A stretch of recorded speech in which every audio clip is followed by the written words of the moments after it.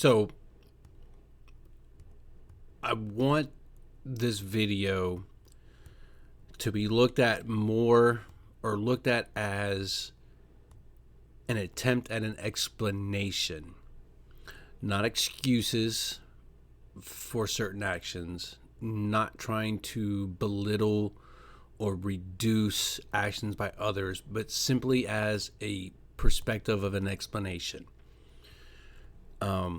Had a nice long conversation with a couple of friends of mine trying to kind of go through this, and I want to make sure, I talk to them because I want to make sure that the way this is coming across is not an accusatory, it's not a pointing fingers, it's strictly my take, my observation, my perception of an explanation of why some of the things are happening today that are happening. So it might be long-winded, but I hope you watch it through. I think I have a valid point. I think it's a valid observation. Right now, obviously, we have all the riots and protests and all the other stuff that's going on. So it's along those lines. It's a means to address why certain things are going on. My thought is this: there's a lot of angry people in the United States. There's a lot of people that are obviously upset about the whole thing with George Floyd and the cop and all that stuff. Okay, understood. But to the explosiveness that we're dealing with right now, and I'm going to take the extremists off the table for a moment for purpose of this discussion. I'm not talking about your extremists. I'm not talking about extremists on either end. I'm talking about normal, everyday Americans. Okay? I think the underlying anger is caused by injustice. And I'm going to say it's also caused by perceived injustice. And I'm going to explain these. And I hope this makes sense, and I hope it helps in some form or fashion. So, injustice. I'm giving the example I've kind of come up with, and I hope this makes sense, is if you have a white person, a black person, a Hispanic person, a cop, a judge, and a politician, okay, that all rob banks. All of them are arrested, all of them go to court, all of them are found guilty, all of them are given a sentence of 10 years of jail time. To normal, everyday people, that is justice. They all committed the same crime. They were all dealt the same punishment, regardless of their affiliations, who they belong to, what race, color, sex, creed, whatever they are. Okay? I hope we can agree upon that point. If they all commit the same crime, they all get the same time, to us, that is justice. Okay? Take that same group of people. They all commit the same crime. They all get arrested. They all go to court.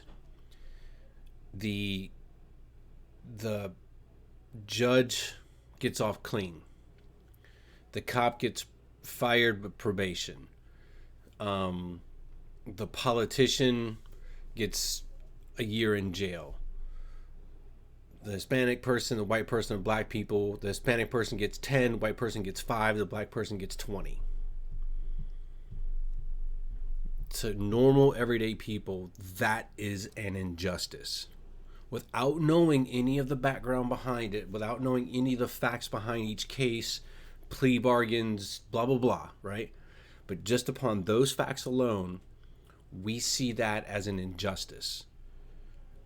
They all committed the same crime, knowing it was a crime, but yet the justice served was unjust.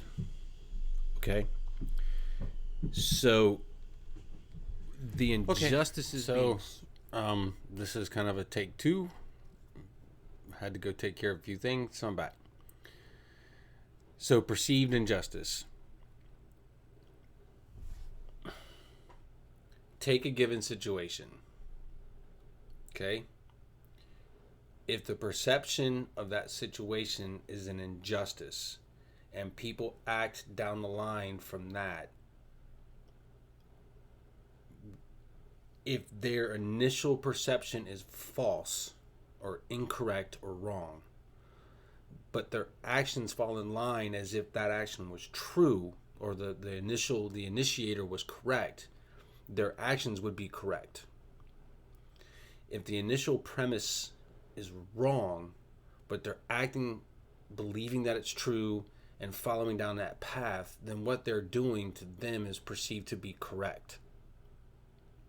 Even though the initiator, the initial premise is false, they're going down those lines.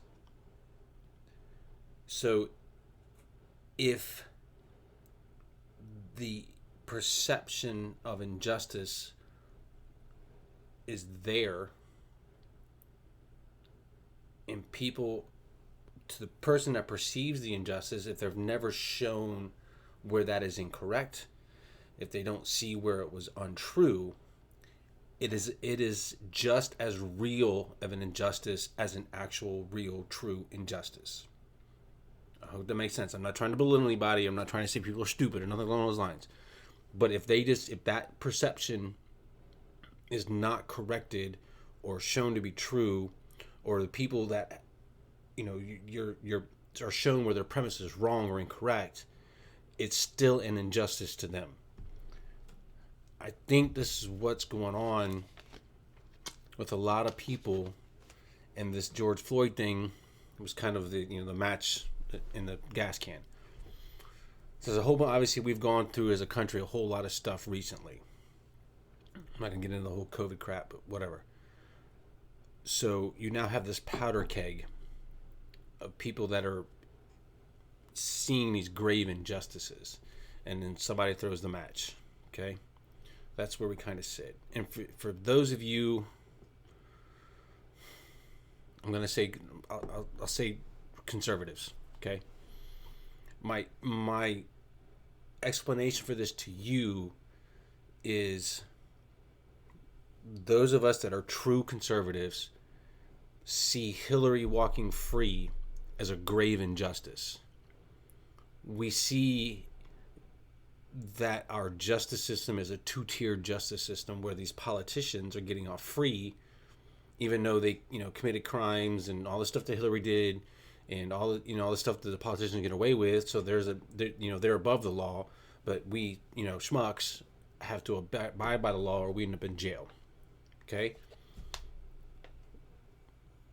To us, that's an injustice, and I firmly believe it's an injustice. But anyway, we're angry about it.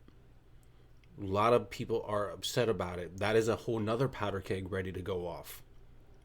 Talking with other people about how our politicians are getting off scot-free. They're lying to people. They're putting stuff into bills that don't belong there. Also, they're, the games that the politicians play. We are upset about it. We're pissed off about it.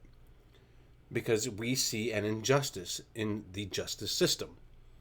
You commit a crime, regardless of your affiliation, regardless of who you know, regardless of what your political position is or whatever it is, you commit a crime, you do the time.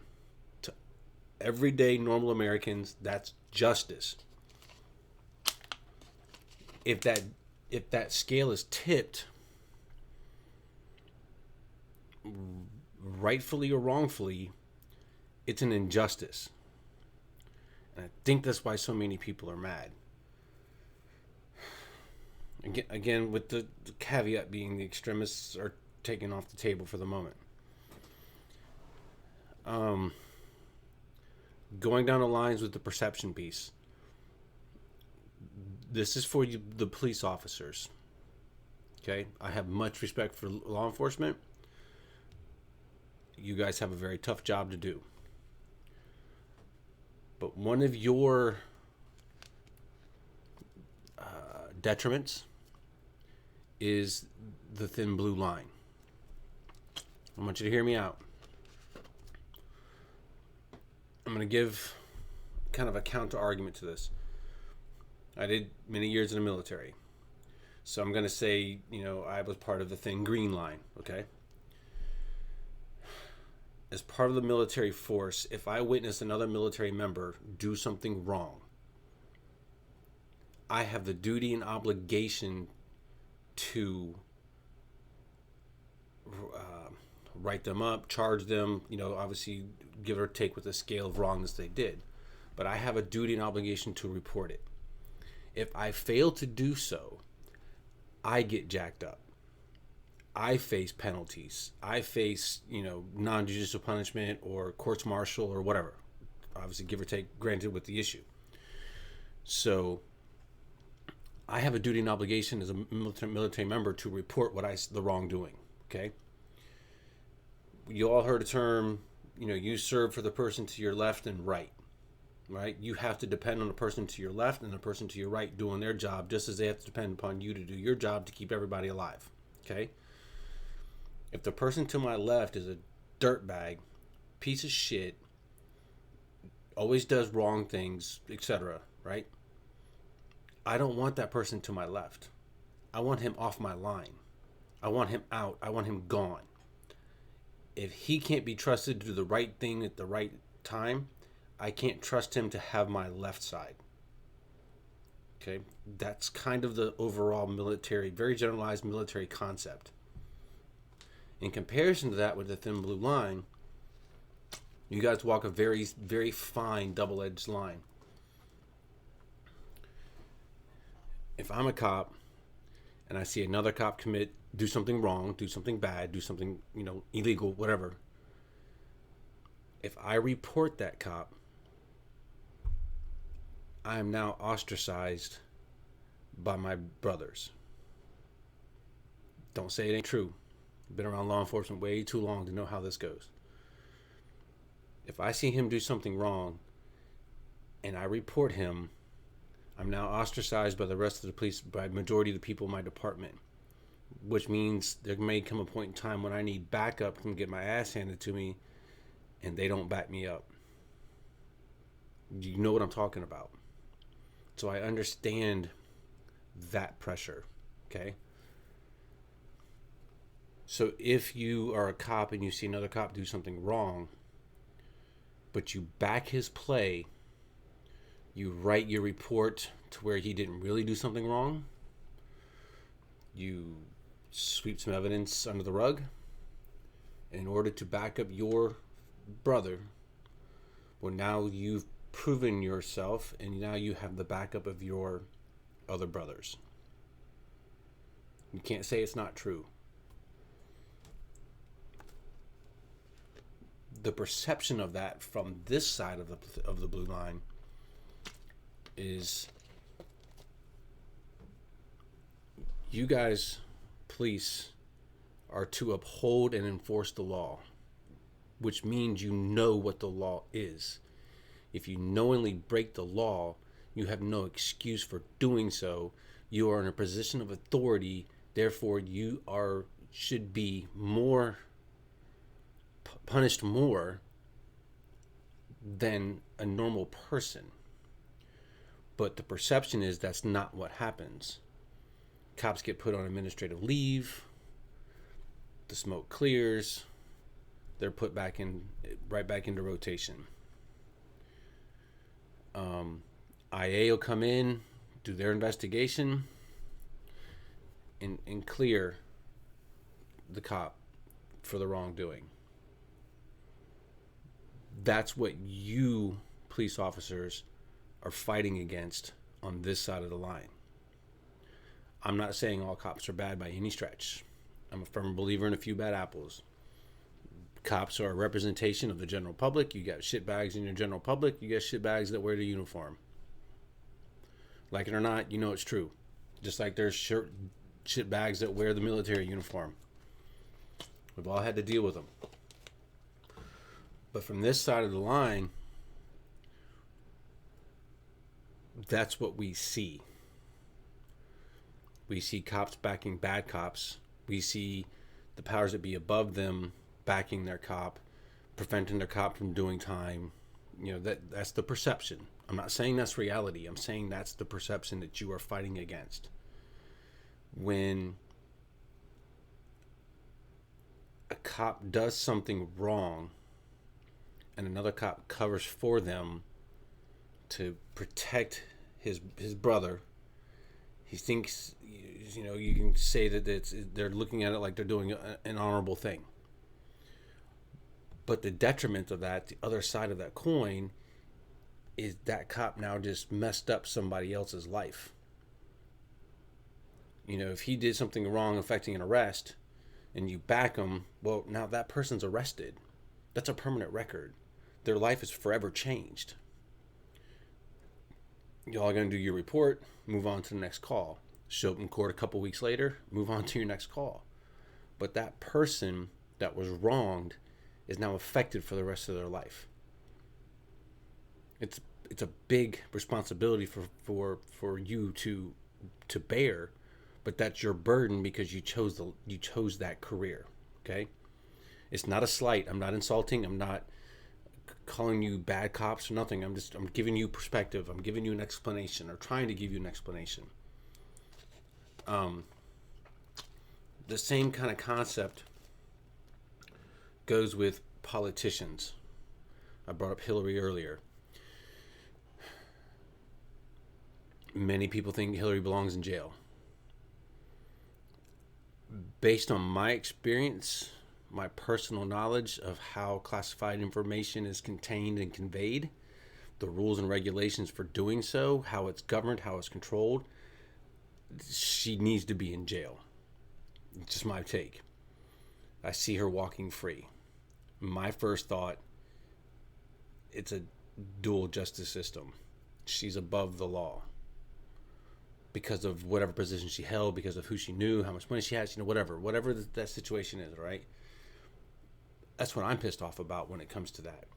So for you politician types or you political types, that's what you're facing. That's the perception you're fighting against as well.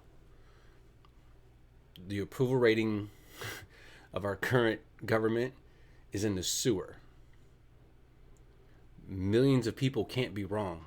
Millions of people cannot be all wrong, right? For the other side of that coin, there are people that believe Trump needs to be in jail. Regardless of what was found by Mueller, the IG, and all this other stuff that's going on, he's a Russian stooge. He's a dirtbag. He's a racist. All those other connotations. He should be indicted, convicted, arrested, put in jail. Right? That's a perception of injustice. They're seeing a two-tier justice system. We can all try to talk and explain to each other the truth, the facts, that kind of stuff, right? When it comes to a perceived injustice. But where we fail, we being the general populace, is accepting when we are wrong. We will go to the ends of the earth to defend ourselves, even though some of us know at a certain point we're wrong, just to avoid admitting that we were wrong. That's wrong. But that's what we do. We operate out of our perception of reality. We operate based upon what we see as truth and fact. And when something else from the side comes into that counters or is in direct opposition to what we think, feel, and believe, we have a hard time accepting that. Because if we are to accept that, that means our perceptions and realities that we've operated off of are wrong or incorrect. Cognitive dissonance. All right? A lot of people can't handle that. But that's what we deal with. So the perception of injustice and actual injustices, I think, are why so many people are angry. We can show multiple cases where justice was not served. We can show multiple times where a judge, a politician, a cop, those in the position of power, right, were flat out wrong, but are still walking free. We know as general American, citizens, just your average John Q public, if we were to do what they did, we would be in jail.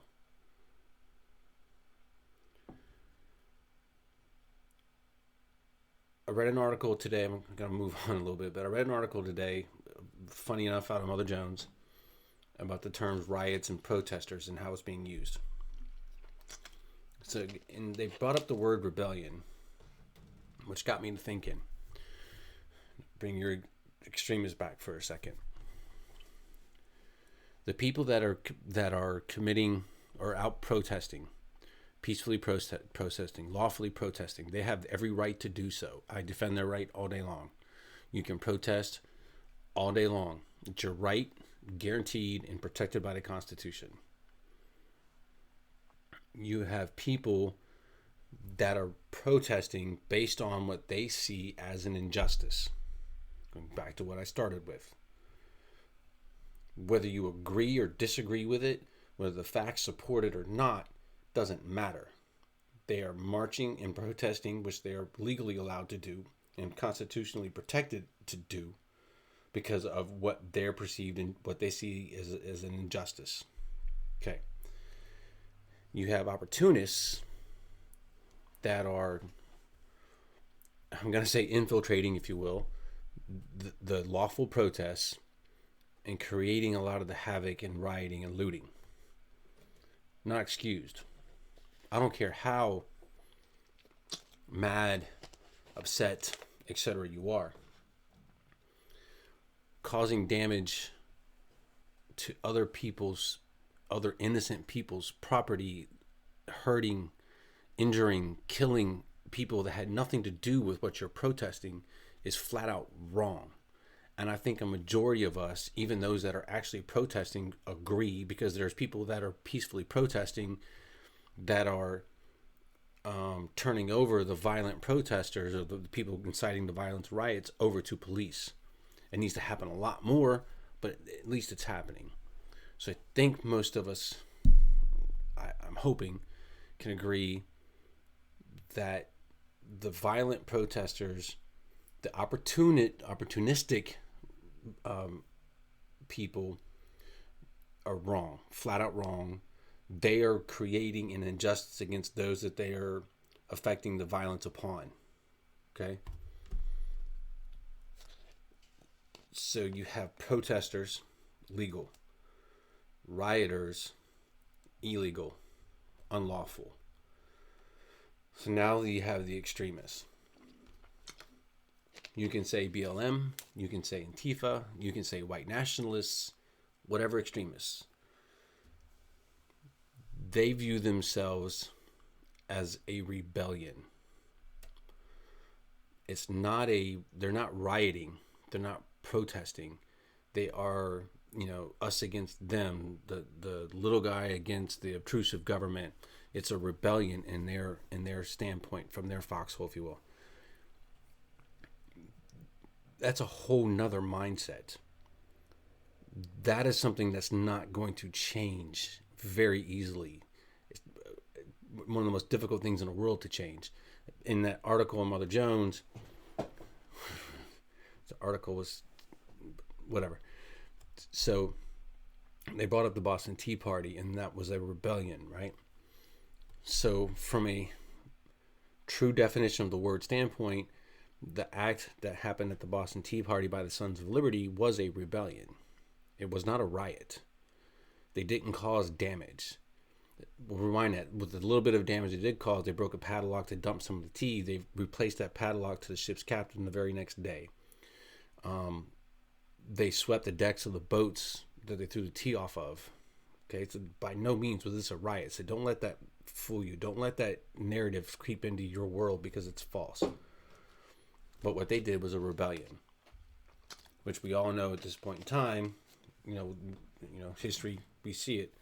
But at that time, most of the people, most of the founders were opposed to what happened. They knew that was going to basically start a war. Now, there was a whole bunch of other stuff that led up to it, you know, quartering of soldiers in houses and all this other stuff that was going on at the time. But that was kind of the final straw, right? But the Sons of Liberty saw themselves as part of a, or the part of a rebellion against an overruling monarch, taxation without representation, you know, all of the stuff that was going on. They were flinging off the reins of a bad governor, right? Or bad government. These extremists view themselves in that same way. They see themselves as a rebellion. They're rebelling against the oppressive government. Each faction wants their own thing to happen, but they are in what they perceive to be a revolution, if you will, against the bad oppressive government. Well, they're operating from a perspective of what they see as multitudes of injustices inflicted upon them by the oppressive government. I'm not defending them. I'm not saying they're right. I'm not. I'm just kind of trying to hopefully explain from my perspective what they're doing. So you have the protesters that are doing what they feel they need to do and are legally allowed to do. You have the opportunists that are popping into these and doing, busting out the windows to Target and all the other stuff that we've seen on TV. All races are doing this. This isn't a black or white thing by any stretch. I'm not making it that. So please don't put that connotation of this. There's videotapes of white people coming out of Target with TVs that says they're black people, just whatever, okay? So the opportunists are hijacking a legal protest for their own selfish reasons. They're not protesting an injustice. They're taking advantage of an opportunity. Then you have the extremists that are using these to push their rebellion. The foot soldiers, if you will, are going out, inciting a riot, and then hauling ass, leaving the mob they just whipped up into a frenzy to now suffer the consequences of those actions.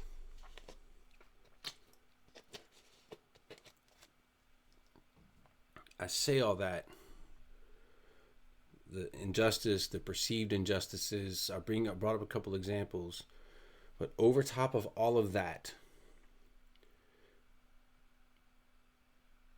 is the media.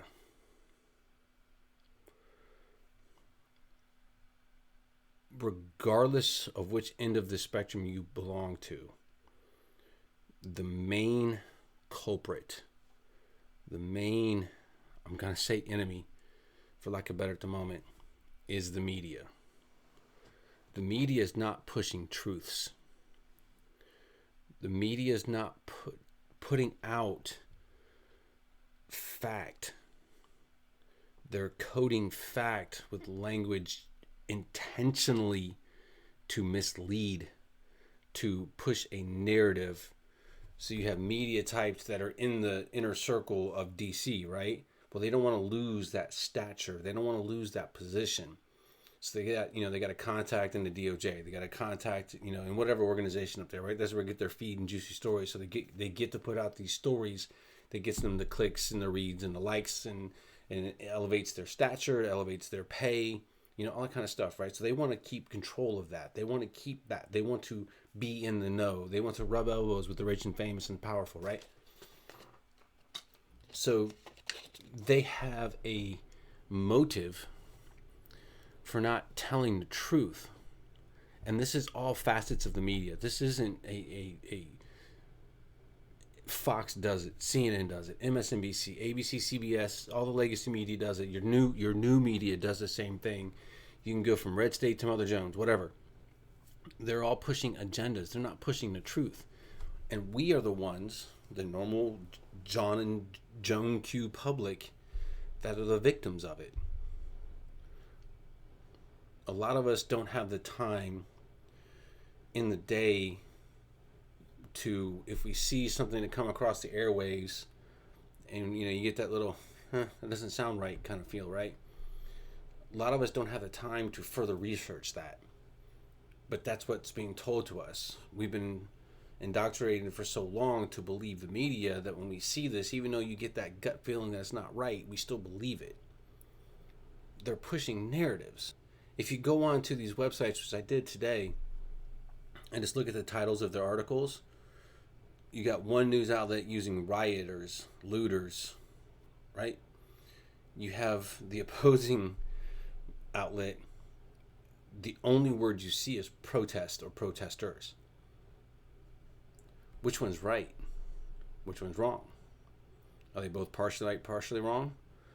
Well, you can argue that. But if you stop and take a step back and really look at it, they're both pushing a narrative. They're both trying to maneuver John and Jane Q Public into a certain position. They're forcing the us against them on us. Not us against the media. That's not what they're doing. They're forcing us against us by pushing narratives like rioter, looter, protester at points in time when it doesn't jive. It's not correct. It's not the right time to use that particular word. There is a right time to use rioter. There is a right time to use looter. There is a right time to use protester. There is a right time to use rebellion. But they're not doing that. But we are the ones that are out there on the streets protesting. We are the ones out there throwing bricks at windows. I'm saying we collectively. I'm not separating anybody from anything. I'm saying we, the non-media, the non-politicians, the non-police, just John and Jane Q Public are the ones that are doing this stuff. And we're being driven by our sense of injustice. You get protests and counter-protests. You got rioters that are opportunists. You got extremists that are getting involved, pushing their rebellion onto a movement that has nothing to do with their rebellion. They're just piggybacking onto you. They're using you. And John and Jane Q Public are the ones that suffer for it. We are the ones that go to jail. We are the ones that have our civil liberties reduced and retracted and curtailed and suspended. Not because of what you're being fed. We all need to collectively somehow take a step back and look at the strings being used to pull us by our emotion versus our logic, conjecture versus fact, an unnamed source versus a named source. I hope this comes across correctly, because I really, really want it to come across correctly. I know this is a little bit different than most of the videos I've done, but it's just something I thought about today. I hope it makes sense. I hope you understand it. Even if I'm, wrong on certain subjects or certain areas, I hope it stops to make you think. I totally disagree with the rioters and looters. Whether it be the opportunistic ones or the rebellious ones or the people part of the rebellion, they deserve to be in jail. They are damaging and irrevocably changing the lives of innocent people that had nothing to do with any of this. They just happened to have a storefront there. They just happened to have an apartment building over there. I can't understand. I get what a mob can do.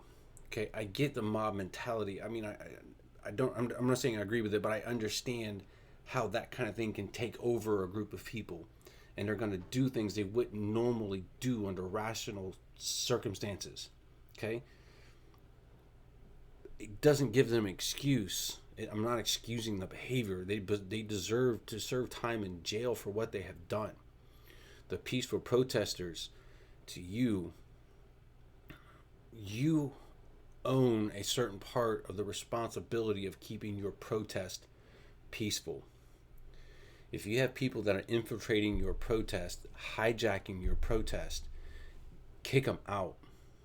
Effect citizens' arrests on them. We all have the ability and power to do so. I was on Twitter the other day talking about it. There was a video of it was in Minnesota. A black lady confronted a white Antifa lady that was spray painting the side of a building. So there was two Antifa females that were doing the vandalism. There was 25, 30, whatever people standing around watching them doing and berating them for doing what they were doing. So they videotaped them and they forced them to leave. Okay. They stopped doing what they were doing at that moment in time, but all they did was just move down the road and continue on with doing what they were doing.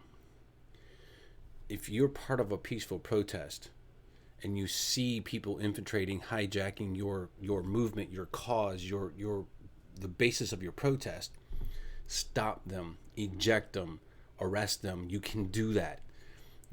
Have people videotape it. You don't have to throw them down on the ground and cuff them. You don't have to use force. If you outnumber them 100 to 1, well, you 100 people surround them until the police show up. Citizens arrest is not a pretty thing sometimes. You know, if you're sitting there holding somebody, detaining somebody at gunpoint and the police show up, you can fully expect to have to get on the ground and get cuffed, get searched until they figure out what's going on. So it's not a cut, dry, clean process. But once the videotape is shown, if you have videotape of, that infiltrator throwing rocks at a building or a window or attacking a car that happens to be driving by who's, just somebody trying to get to work, the police will see that. The police will arrest and take that person away. There was videotape of somebody in Washington, or a group of people in Washington. There was a Antifa person taking a hammer and busting up the sidewalk, and getting the chunks of concrete, trying to put them in a bag to obviously carry them away and use them. So the peaceful protesters bum rushed a guy, grabbed a hold of him, took him across the street and turned him over to the police. The police snatched the guy, pulled him back behind their line, and the police dealt with him. And the people that brought that Antifa person to the police, they walked away. It can happen. Don't let infiltrators, opportunists, extremists hijack what your protest is about. Almost to the numbers. Citizens of the United States and a majority of the citizens on the planet agree that what happened to Floyd was wrong, and the cop that did it was obviously wrong, and the 3 cops that were there with him were obviously wrong. You had and have a majority of the people supporting you. They agree with you that what happened was wrong. You have every right to protest that. Okay? You don't have the right to damage and ruin other people's lives. You're damaging Black-owned businesses, Hispanic-owned, Korean-owned, whatever. People that have absolutely nothing to do with what happened in any way, form, or fashion. But you're destroying their livelihood. You're destroying their actual homes. There's apartment buildings, low-income apartment buildings that were set on fire in Minnesota. For what? What does that do for your cause? You peaceful protesters are doing what you feel is necessary and correct and legal, but now you have people that are hijacking your movement. And now a large part of the United States and a lot of people on the planet have turned against you. Stop them from doing what they're doing. And I just hope it makes sense. It's all I'm trying to show both sides why the other side's not agreeing with you. And my last point is when it comes to the rollout of the National Guard and the military.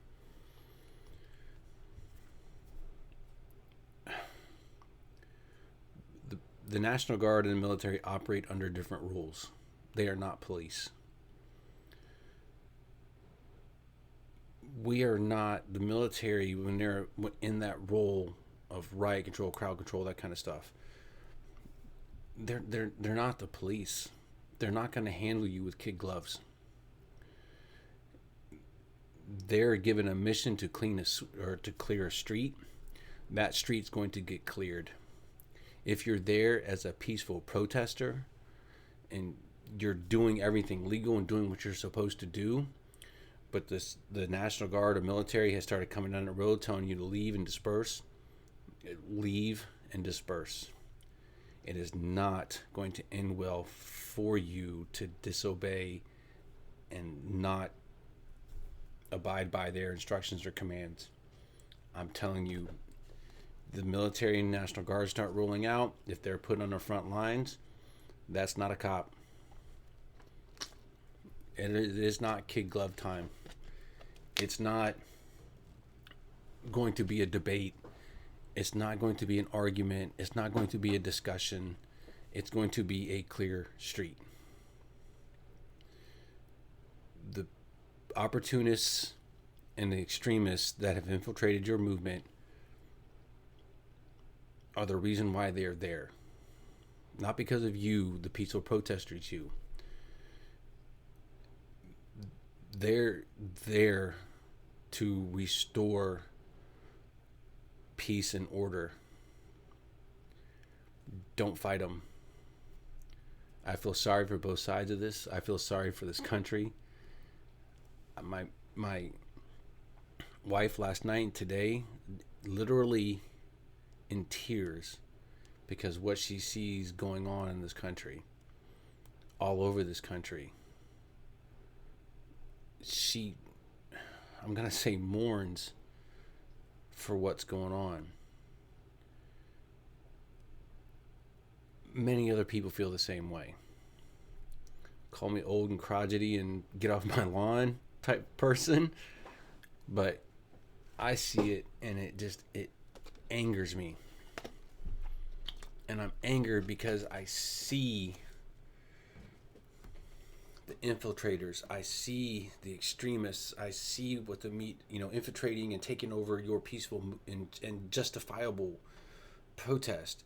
I see the media stoking and fanning the flames. I see the politicians doing the same thing.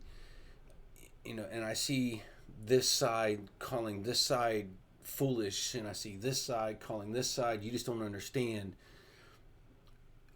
And it's infuriating because I can see the wrongfulness across the board from all sides, and I don't understand how people can't see how you're being manipulated. Your ire should be against the press, the media. You have corrupt politicians.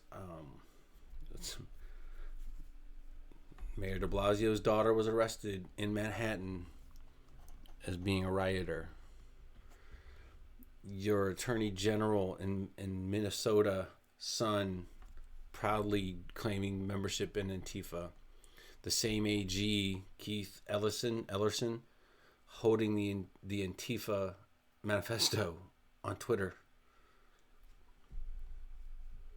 Those are our politicians. They're the ones that are the targets of your ire, not John and Joan Q. Public, because they are you. They are not the ones causing this issue. Please